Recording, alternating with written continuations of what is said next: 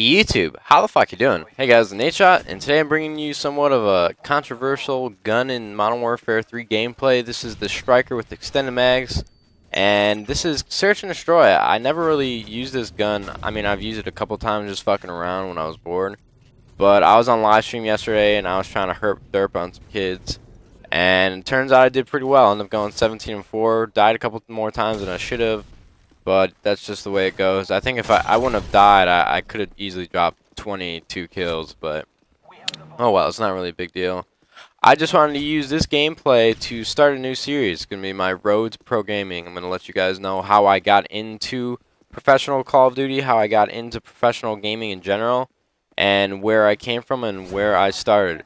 But before I start that, I just want to remind you guys, last night I was live streaming all night basically. I told you guys in my commentary that I was going to be streaming. I also posted a video, a short video. I only had it up for about half an hour though, letting you guys know that I was live streaming at twitch.tv/thenadeshot, and I was streaming all night until about 2 a.m. But I'm going to be streaming today. I'm playing in a 3v3 tournament on Game Battles with a member from Obey and a member from LVG, Aches, and Next.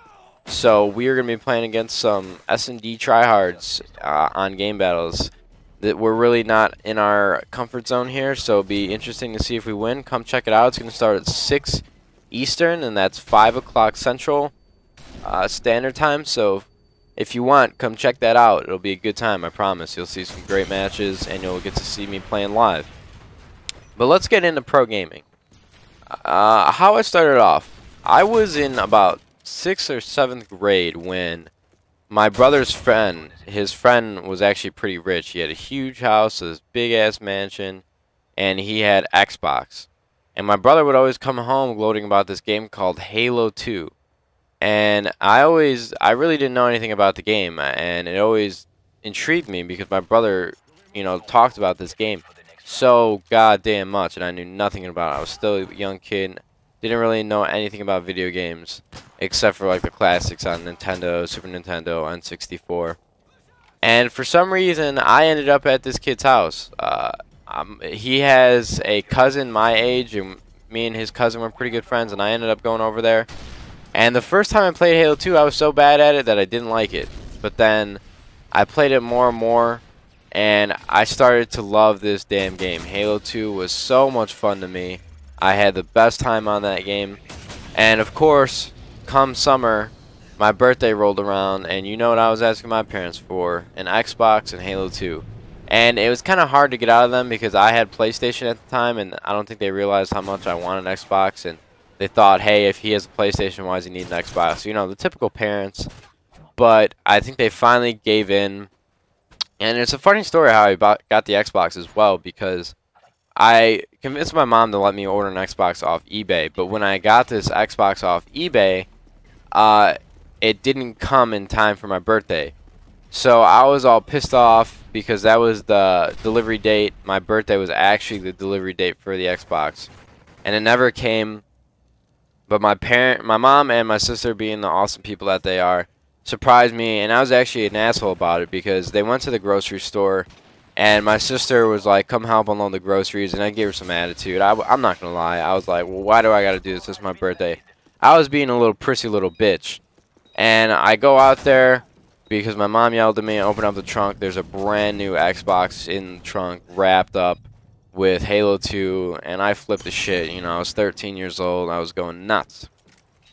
I played Halo 2 literally way too much. I played that game all day, from the time I woke up to the time I went to bed. I remember thinking about Halo 2 trying to fall asleep. I was the biggest nerd you would ever meet, and I didn't give two shits. I love that game so much. The ranking system was flawless. The gameplay was flawless. Everything was perfect. Everything about Halo 2 in my mind was perfect.